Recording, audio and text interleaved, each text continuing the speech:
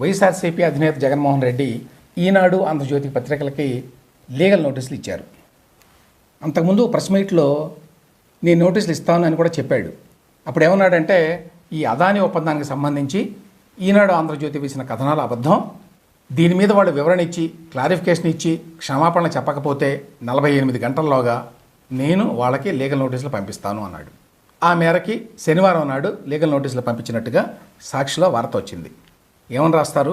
రాష్ట్ర చరిత్రలో అత్యంత చౌకగా యూనిట్ ₹2.49 చొప్పున కేంద్రంతో విద్యుత్ కొనుగోలు చేస్తూ రాష్ట్ర ప్రభుత్వం చేసుకున్న ఒప్పందంపై నిరాధార ఆరోపణలతో దుష్ప్రచారం చేస్తూ కథనాలు ప్రచురించిన ఈనాడు ఆంధ్రజ్యోతి పత్రికలకు వైఎస్ఆర్సీపీ అధ్యక్షుడు మాజీ సీఎం వైఎస్ జగన్మోహన్ రెడ్డి తరఫు న్యాయవాదులు శనివారం లీగల్ నోటీసులు జారీ చేశారు అన్నారు. అదేవిధంగా ఈ కథనాల వల్ల తన క్లయింట్ ప్రతిష్ట దెబ్బతింటుందని ముందే తెలిసి అందుకు అనుగుణంగా తప్పుడు ఆరోపణలతో కథనాలు ప్రచురించారని తెలిపారు. ఈ మేరకు ఉషోదా ఎంటర్ప్రైజెస్ ప్రైవేట్ లిమిటెడ్ పబ్లిషర్తో పాటు ఈనాడు ఎడిటర్ ఎం నాగేశ్వరరావుకు, ఆమోద పబ్లికేషన్స్ ప్రైవేట్ లిమిటెడ్ పబ్లిషర్తో పాటు ఆంధ్రజ్యోతి ఎడిటర్ ఎన్ రాహుల్ కుమార్లకు వైఎస్ జగన్ తరఫు న్యాయవాదులు లీగల్ నోటీస్ పంపారు.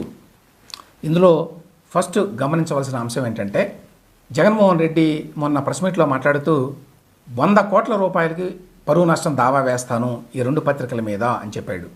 కానీ ఇక్కడెక్కడా కూడా 100 కోట్ల రూపాయలు అనేటువంటి మెన్షన్ లేదు. ఎందుకో తెలియదు. మరి రెండవది, అదానీ విద్యుత్ కొనుగోలు ఒప్పందంలో 1750 కోట్ల రూపాయలని ఆంధ్రప్రదేశ్లో ఉన్నటువంటి ప్రభుత్వాధినేతకు లంచం రూపేణా ఇచ్చారు అని చెప్పి ఆరోపించింది అమెరికాలో ఉన్నటువంటి ఫెడరల్ బ్యూరో ఆఫ్ ఇన్వెస్టిగేషన్, అలాగే US securities and exchange commission. ఈ మేరకు వాళ్ళు అమెరికాలో న్యూయార్క్లోని కోర్టులో ఇండైట్మెంట్ అంటే ఒక ఛార్జ్షీట్ దాఖలు చేశారు. మరి జగన్మోహన్ రెడ్డి గారు వాళ్ళ మీద ఎందుకు కోర్టులో కేసు వేయడం లేదు, వాళ్ళకెందుకు లీగల్ నోటీస్ పంపించలేదు? అసలు వాళ్ళకి పంపించలేదు సరే, దేశంలో ఉన్నటువంటి అన్ని జాతీయ పత్రికలు కూడా ఈ వార్తను ప్రచురించినాయి. అందులో స్పష్టంగా జగన్మోహన్ రెడ్డికి లంచం ఇచ్చినట్టుగా అమెరికాలో దాఖలు చేసినటువంటి ఇండైట్మెంట్లో ఉన్నది అని కూడా రాసినాయి. మీకు కొన్ని వార్తా కథనాలు వినిపిస్తాను. హెడ్లైన్స్లో ఏమని రాశారో. బిజినెస్ లైన్లో US complaint says Adani met and promised 1750 crore bribe to Jaganmohan Reddy. నేరుగా స్పష్టంగా ఉంది. India Today, Adani met Jagan Reddy in 2021 promised bribes. The హిందూలో యుఎస్ఎస్ఈసి అంటే securities and exchange commission exposed how Adani bribed YSRCP government. Business స్టాండర్డ్లో 1750 crore bribe link to Adani's 2021 meet with Jagan. ఇన్ని పత్రికల్లో జగన్మోహన్ రెడ్డి పేరుతోటి headlines వచ్చినాయి. మరి వీళ్ళెవ్వరికీ కూడా జగన్మోహన్ రెడ్డి ఎందుకు లీగల్ నోటీసులు ఇవ్వడం లేదు? ఓన్లీ ఈనాడుకి ఆంధ్రజ్యోతికి మాత్రమే ఎందుకు ఇచ్చాడు? ఇక్కడ ఇంకో విశేషం ఏంటంటే, ఈనాడు ఆంధ్రజ్యోతి ఎలాగూ దీని మీద క్షమాపణ చెప్పరు. అప్పుడు ఈయన కోర్టుకు వెళ్ళాలి.